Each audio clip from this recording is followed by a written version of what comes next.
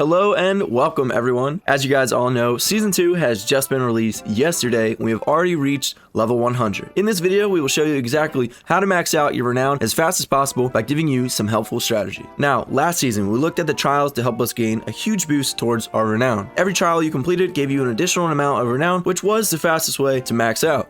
Until now, we found a couple different ways to earn Renown a lot faster for every type of player. Last season, I completed well over half the trials before I maxed out, and as you guys look at it now, I've only completed 4. I was actually only at 3 when I hit level 100. So how exactly did I do that? Let's get into it. As I mentioned before, there are a couple strategies that we had. But before we start, it's worth mentioning you may now purchase food and supply crates from the merchant. This will help you get started and help you survive a lot longer. Once you've either purchased or gathered all the supplies to get you started, it's now time to look for a skeleton ship. I recommend going to fight a skeleton sloop rather than a skeleton galleon, just because there are a lot less ads you have to worry about. It's a little bit more manageable. You can do this by yourself, or if you do have a teammate or two, this becomes a lot easier. If you were to do this by yourself or with crewmates, it still is very challenging, as you still need to get the supply crate onto the skeleton ship before you can actually start. The reason for this is because it'll give you a lot of health to stay a lot longer, which is inevitably the goal, as this won't take just 10 minutes, this will take a few hours. The things to consider while you are on a skeleton ship is the fact that there is a sniper above you in the crow's nest, so you have to make sure you're undercover at all times, or else he will shoot you, doing a huge chunk of damage, and also that the skeletons will shoot your sloop or your ship that you're on. So with no way to actually defend your sloop other than killing the skeleton on the cannon, you have to make sure that you're on top of it, because if your sloop or a ship does disappear, I believe there's a certain timer that the skeleton sloop will actually disappear, which has happened to us multiple times, making this a lot harder to do, because even though we got in a groove at some points, the skeleton ship just disappears and then we move on to the next one. So though that's not the worst thing in the world, sometimes it can take a little bit of time to actually find a skeleton ship. With high risk comes high reward. As I said before, there are a couple ways to do this, and I believe the second way is a little bit easier, but this might be faster, only because you're able to kill skeletons and a captain, which I think will level up your Renown even faster than we did. But I wanted to show you guys another way to complete this,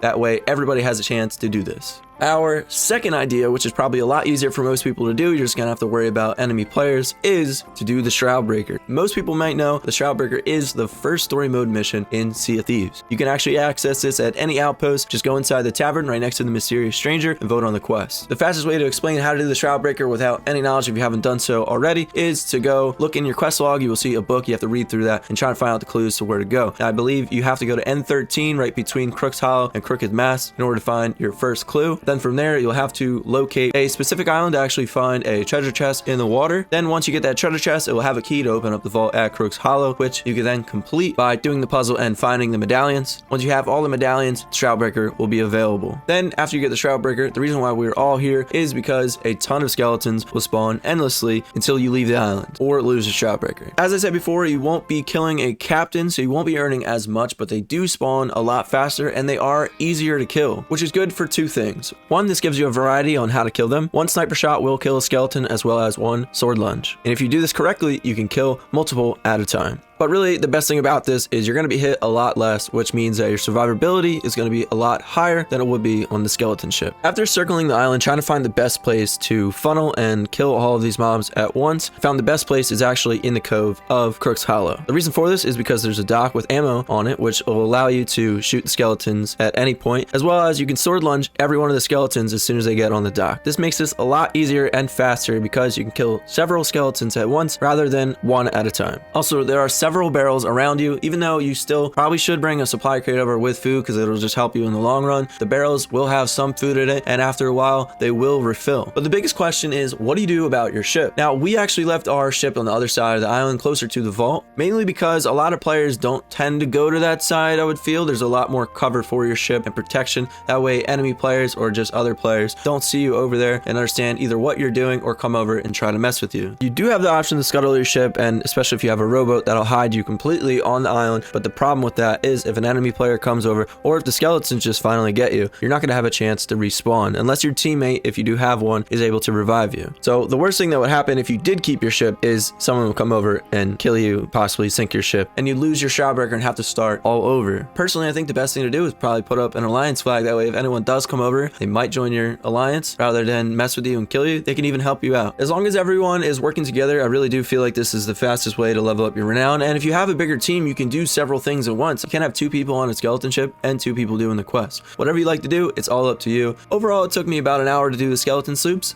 but I got very lucky with the spawns, and then it took me about 5 hours killing skeletons doing the Shroud Breaker in order to max out my Renown. Altogether, it was just about 6 hours to actually go from level 0 to 100 without doing really any trials at all. So if you like to do this method, I definitely encourage it. I know how stressful it can be to get your season pass up to level 100, and I want to make sure that everybody has the opportunity to do that. That's going to be it for this video. Thank you guys so much for watching. If this has helped or you are new to the channel, make sure you subscribe for more Sea of Thieves content. All the links for my socials are down in the description. We did just start a Discord, and I want a lot more people to join and be active in. So if you need any information or looking for a group, we will have that for you, as well as I may be starting to stream very soon, so take a look at my Twitch. Once again, thank you guys so much for watching. I hope you have a great day, stay safe, and I'll catch you in the next one.